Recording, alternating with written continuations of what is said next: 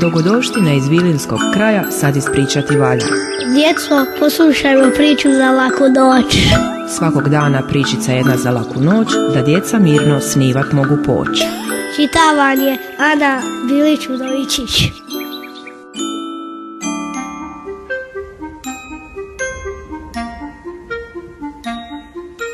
Bura.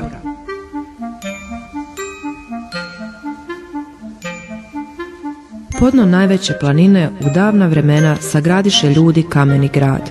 Njegove stoljetne zidine bile su neosvojive svakom neprijatelju i dušmaninu koji se usudio napasti ih.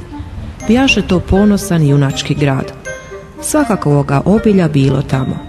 Kako im je more bilo u blizini, mornari su u grad znali donositi samo najfinije začine s prekomorskih obala, najskuplje tkanine sa istočnih mora, te još svakojakih miomirisa i ulja iz daleka svijeta.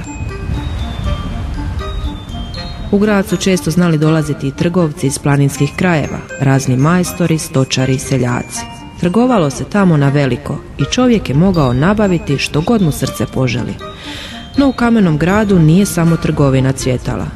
Bilo je ondje i sjedište najboljih umjetnika iz cijelog svijeta. Upravo su najljepše građevine bile tamo sazidane. Sve jedna ljepša od druge, a tek pjesme, kakve su se tek pjesme ondje pjevale. Uistinu, živio taj grad uvijek ponosno i slavno.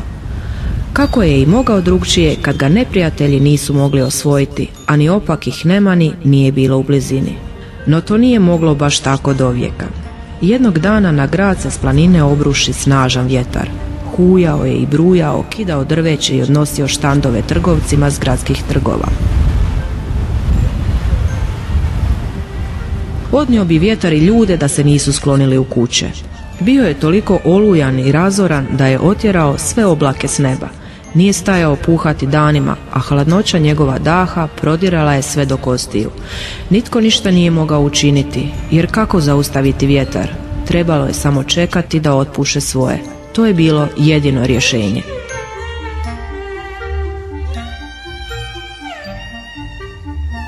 Napokon se smirio i utihnuo sasvim. Ljudi izađu iz svojih kuća i život se vrati na staro. Svi su mislili kako se vjetar više nikad neće vratiti.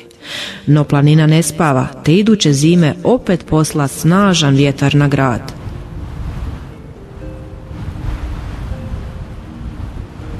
Opet je bilo kao i prvi put.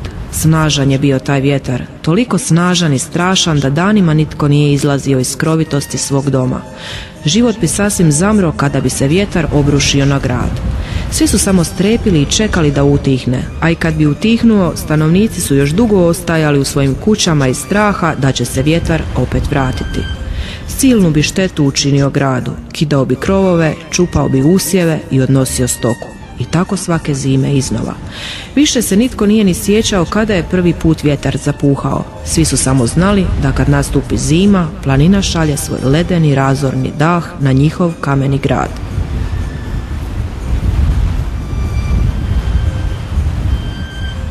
I nitko mu se nije mogao suprotstaviti, baš nitko osim stoljetnih kamenih zidina grada. No stanovnici se pobojaše da bi se i zidine mogle pokolebati pred idućim naletom vjetra. Tada bi kameni grad postao lak plijen svakojakom neprijatelju, dušmaninu te okrutnom pljačkašu. Stoga odlučiše djelovati. U ljeto, kada se u grad sliju rijeke putnika, namjernika iz čitavog svijeta, gradske starješine odlučiše pronaći najmudrijeg među njima koji bi im mogao pomoći. I nađu ga u istočnjačkom filozofu koji im reče kako mora da su nečim razbjesnili božanstvo vjetra Buriju. Filozof im savjetova da Buriji sagrade hram te da ga časte i slave kako to dolikuje najvećem božanstvu. Stanovnici kamenog grada tako i učiniše, no ni to ne smiri vjetar. I dalje je hujao i brujao, kidao i nosio. Što god bi građani učinili, kakve god svetkovine organizirali u čast bure, kako kasnije nazvaše vjetar, ledeni dah planine i dalje se svake zime obrušavao na grad. Dozogrdilo to jednom od trgovaca kojem je bura i ove zime 2 put odnijela banak. Počeo čovjek psovati i kuditi, proklinjati i prijetiti.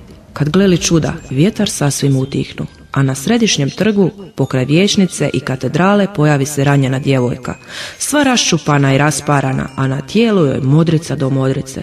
Dotrči čovjek do nje i upita je što joj se dogodilo i je li joj to bura učinila, a ona će njemu: jao tebi čovječe, buru proklinješ.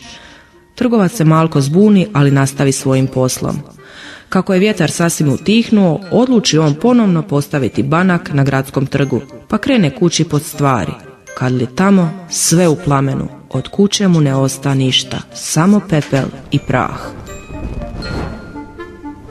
Jao meni, što me to zadesilo ove zime? Bura mi 2 put odnijela banaka, a sad mi i kuća izgorila. Jadan ti li sam, kamo ću sad? Zavapi trgovac i sve glasa. Uskoro u oblacima ugleda lice djevojke što ju je maločas ranjenu našao na gradskom trgu. Tako ti je to kad buru proklinješ, kazna te snašla. Da si me pustio da otpjevam svoje, ništa se ne bi dogodilo. No ti si me kudio i zato sam se sva izmučila i izranjavala po krovovima i drveću. Kuću sam te spalila iskrama iz dimnjaka.